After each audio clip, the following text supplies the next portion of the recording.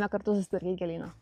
Laukia daug darbo. Tai ką auginu savo gėlyne? Pasižvalg. Visa spalvinė gama tai balta, melsva ir violetinė. Pradedam nuo elegancijos, tai šokoladinės viksvos, tada aukštį ir struktūrą kuria miskantas bei ažūriškos ašuotės, toliau spalvinė ramybė su veronikūnais, čiautulinė kraujažolė, juozažolė ir kitomis kraujažolėmis. Tada įmaišiau šiek tiek tekstūros su eraičinu, bojiniu šalaviju, vaistučiu ir kemeru, kurie prideda gyvybės ir natūralumo. Toliau seka ežiuolė alba, puošnusis šilokas ir baltagalvės didžiagraižis. Galiausiai viskas sujungia vilkdalgiai ir astrai, kad gėlynas žydėtų ilgiau ir atrodytų pilnas gyvybės net iki spalio. Dar šiais metais planuoju gėlyną papildyti kadžalėmis ir lendrūnais. Baigiau 40 minučių ir gėlynas sutvarkytas.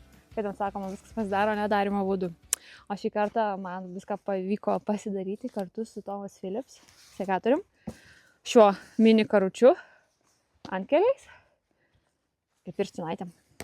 Kartais gražus rezultatas prasideda nuo paprastų įrankių, o jeigu ir tu svajoji atsinaujinti, užsuk į Thomas Phillips, nes ten labai platus sodo skyriaus asortimentas.